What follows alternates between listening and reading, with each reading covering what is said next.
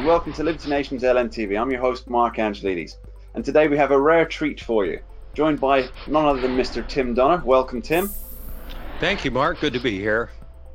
And Tim's here to discuss something that's, let's call it a non-conventional view, somewhat different from the mainstream thinking about the upcoming election. Tim, what is it? Well, a couple of things. First of all, Mark, I think I might have been the first Washington-based journalist to headline the fact that Trump will be reelected, that it won't be close, that he'll win 350 or more electoral votes. I published that on July 9th on libertynation.com. So we'll see if it turns out to be true. But the way part of my analysis in that was that, strangely enough, that the election probably won't be about Trump. It will be about the radical Democrat who will be disqualified by the American people, on top of a strong economy that is undeniable at this point. The Democrats hoped there would be a recession. There isn't. There wasn't a forecast. The Fed chairman said there isn't going to be a recession.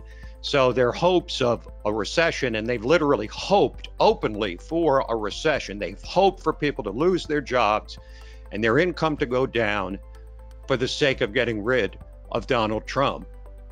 But it's not going to even come down to Trump, in my opinion. It's going to come down to the Democrat. But with Trump being such a divisive figure, I mean, how could it not be about him? And that's the paradoxical element of this, Mark, that Trump has been such an explosively controversial, divisive figure over these last 4 years that it seems impossible to believe that when people go to the ballot box in 2020, they're going to say, okay, up or down on Trump. But in fact, there's going to be another candidate on the ballot. In addition to the smaller parties, there's going to be a Democrat. Yeah, it could be Joe Biden, who is hapless to be charitable. But all the other candidates, including the second, third, and fourth place finishers right now, are all radical leftists. That's where the party's going. That's where the school of thought is. And so when they look at Trump and they look at a radical Democrat, they're going to see the radical Democrat and say, I just can't pull the lever for that person. Pocahontas, Senator Elizabeth Warren, for example, who's the leading socialist in the field at this point, do we really think she's going to go over well in the heartland? Are people in Michigan and Wisconsin going to want to give up their private health insurance for Medicare for all? Are they going to want to overturn the entire economy for the Green New Deal? These are the kind of things she's talking about. Mark, you can't win an election with a hard left socialist agenda like the Democrats have. Which is likely why they're trying to get rid of the Electoral College at the moment, I would guess. Certainly. But Tim, yeah. You're going to have to back this up with some historical precedents for me. Have you got any? Well, there's a couple that come to mind, one which is fairly analogous and the other which is almost virtually identical in terms of the analogy. Take us back to 1984. Ronald Reagan is running for re-election. The economy is on the upswing. We've overcome the stagflation of the Carter years. The Democrats run a guy who at that time was about as far left as anyone was in mainstream politics, which is Walter Mondale. He lost 49 states. But the better analogy is 1972, because Richard Nixon in his first term was wildly unpopular on the left, almost as much as Donald Trump. He was hated. He was reviled. He had to be defeated. But what the Democrats did was they didn't understand that they should try to win the votes of people who had voted for Nixon before and might have been persuaded not to. Instead, they went way far to the left with George McGovern, a radical who stood for all manner of things like guaranteed income, immediate withdrawal from Vietnam, and he lost 49 states. The setup is almost identical, Mark, for 2020. Yeah, who do you think is going to be this 2020's candidates Hunter S. Thompson following along Fear and Loathing on the campaign trail? That's going to have to be our chief Joe Biden correspondent, isn't it, Tim? Well, I have been responsible for making sure that every move that Joe Biden makes is chronicled in one form or another on LibertyNation.com. And, right now, you look at the electoral math, Mark, Joe Biden's been steady at 30%, admittedly.